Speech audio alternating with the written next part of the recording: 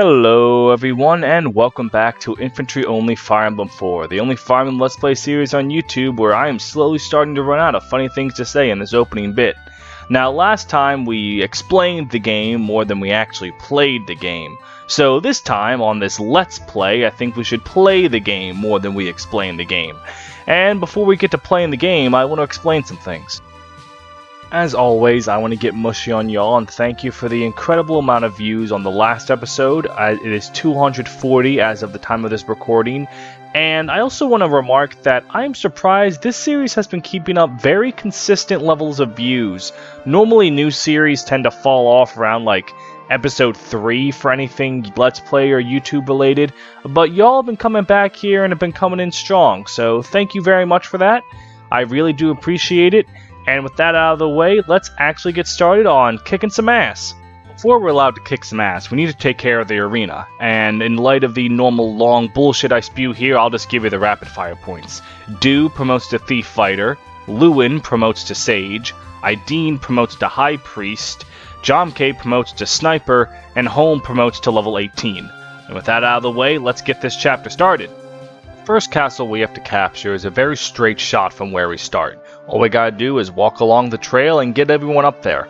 I make sure to have Lex and Fury walk out and then just sit next to each other so they can get that sweet, sweet love growth going. And for the most part, everyone just moves up. Until there are some armor knights to the east I completely forgot about, so then I send Arden to go take care of them. And then we continue moving. Until there's a bunch of cavaliers to the west that I forgot about, so I have Ira stay back to deal with them. Look, I never claimed once to be very good at this game, I'm just doing something stupid. While those side distractions are being dealt with, I move the main force up north. Now, there are quite a lot of armored and maged goons up ahead, and they're blocking us from getting to that castle. So it's going to require a lot of strategic, clever planning. I don't know what happened to them.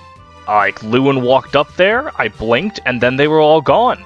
They just vanished into atoms. Crazy how nature works. After that freaky accident, we all know what time it is. We gotta kill a boss, so let's just do the same thing we always do when we have to kill a boss and just move up Prince Jam, who does exactly what he always does, and he nabs that bolt sword. He can't use it, but it's his trophy to accommodate his great win. And after that, it's time for the hard part. Eldigan comes in from the west, and it is everything I was fearing. His knights are many and our men are few. Eldigan himself will instantly kill literally everyone in our entire army if he so much as blinks at them. So in order to deal with this, we're going to need a lot of luck, a lot of skill, How the hell does this keep happening? Like, I swear to God, I look away for 1 second and then just everything is gone. Like, what keeps happening here? Okay, so it's not that easy. What we have to do here is get Latches to talk to Eldigan so he will leave, because not a damn soul in our army can actually fight Eldigan. So the main thing we need to do here is have Lewin stand there as a dodge tank and basically just tank the entire wave himself. Problem with that is if Eldigan so much it looks at him, Lewin is dead. No one can take Eldigan at all. So what I do is I have Ideen wait right next to Lewin, which sounds really stupid. The thing is, the Cross Knights want to attack Ideen. However, Ideen isn't strong enough to one-shot the Knights, which means after they attack her, they're just sitting there weakened, right on the squares in front of Lewin, which means Eldigan can't reach up to attack him. The Misteliane is only a one-range sword. After that, it's a simple matter of sending my units to wipe out the Cross Knights and have Latches go over and talk to Eldigan. Before Eldigan goes, he gives Latches the Earth Sword, which is immediately going out of her inventory and into someone else's. Eldigan goes off and gets himself killed, and this is supposed to be a really sad moment, but personally, I'm just really fucking thankful he's gone. I did not know how to deal with him otherwise.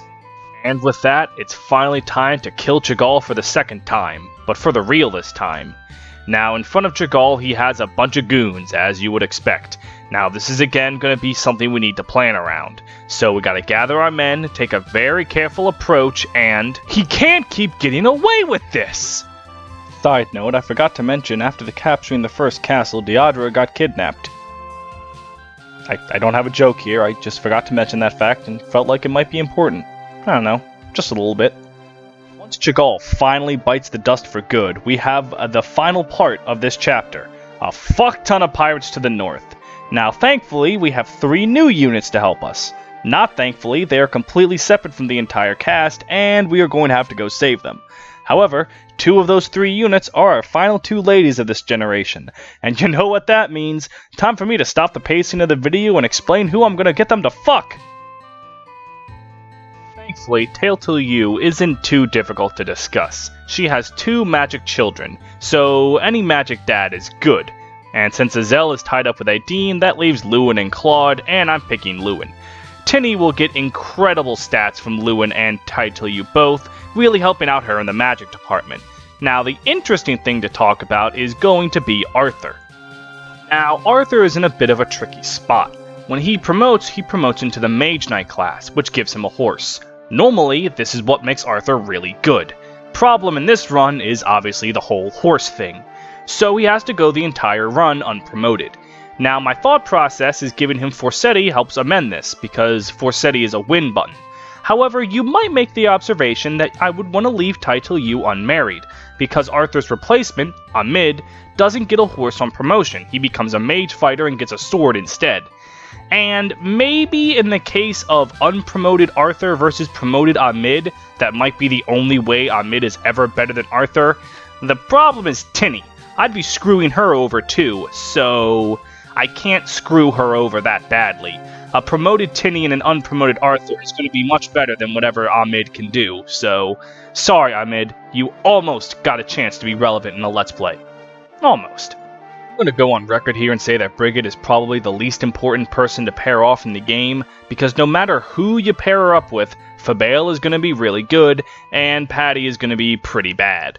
So all you really need is a physical father, and I think we're going to give her Arden because Fabale will appreciate the strength and defense growths, and I guess Patty could use some swords and some strength and defense. Well, like I said, there's not a whole lot to this one. Finally, we have finished talking about pairings. There are no more pairings to worry about for the rest of this run. Now we can actually start playing the game. Now, a bunch of pirates are going to show up in the bridge between the 2 islands and start trying to kill us. Thankfully, they're all slow axe users, and in this infantry-only one, we have a ton of swords. So Du, Arden, Ira, Holn, all of them are getting a shot at cracking open these guys. The boss even has a nice sexy leg ring for us, which increases movement by 3, so one of our not cavalry units is going to be able to run like a cavalry unit. I don't know who I want to give this to, it's Lewin. Now, in order to save Brigid, Claude, and Tailtil we just have to get there. Brigid gets absolutely swarmed by enemy pirates, but it's surprising to know that she doesn't really care that much. Putting her on that village there allows her to dodge very easily, and she might get unlucky and get hit once or twice, but she'll be surprisingly okay. And Tailtil can just kill the pirates, because if she gets damaged once, she's just going to proc her wrath and crit them, and Claude's there just in case anything truly terrible happens.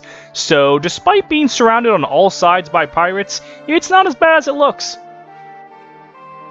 Now that all the pirates are out of the way, it begins a little bit of an awkward stretch where we're just trying to waste turns. See, the way love works is every character in the game has a set love growth with someone else that will go up no matter what as long as they are both alive. However, if you put 2 units directly next to each other and wait, they get more love points than other people. So since I want to pair Brigid off with Arden and I want to pair Tailtil off with Lewin, I just have to have them sit next to each other. And they will continue to gain love points until turn 50, when all love point gaining stops. This is mainly so that you don't have people accidentally fall in love chapter 1 or 2 before you even get other options. So they're going to stick together like glue and really not pay attention to social distancing. While all of that's going on, I take care of 3 side objectives on the map that I need to take care of before we finish it. Du waits in front of the tower to the east and gets the wind sword, a handy little sword that I'm honestly not too sure if I want to keep in his inventory to give to Ulster or if I want to trade it over to Arden so he can pass it down to Patty. I'm not all that sure. The second objective is making sure Aideen gets that restore staff to the east, which is a very helpful staff, which mainly is just to stop sleep edges from being a damn problem.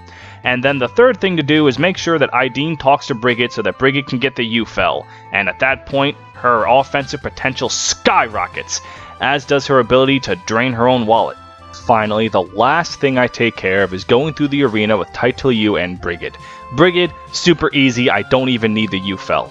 Tailtil is easier than you would think. Because the way the arena works in this game, as I mentioned earlier, is if you lose, you don't die, you just drop to 1 HP. 1 HP means Title U's Wrath triggers, and Wrath doesn't trigger like it does in later games where you get a boosted crit chance if you're low. Here, you get a guaranteed crit if you are low. So it's actually easier for Title U to die, quote unquote, come back, and then win. So she can just blitz through the arena like that. Also, due to Dew's doing, I was able to give her all of his gold, and she has that nice Paragon ring, so she gets a lot of XP here. And at long last, after Lewin has made mincemeat of an entire chapter, Titiliu and Brigid have both gained a lot of levels. I am able to finish the chapter quite easily. The last few pirates in front of the fortress go down in no time, and I'm able to put this chapter behind me with absolutely nothing going wrong whatsoever.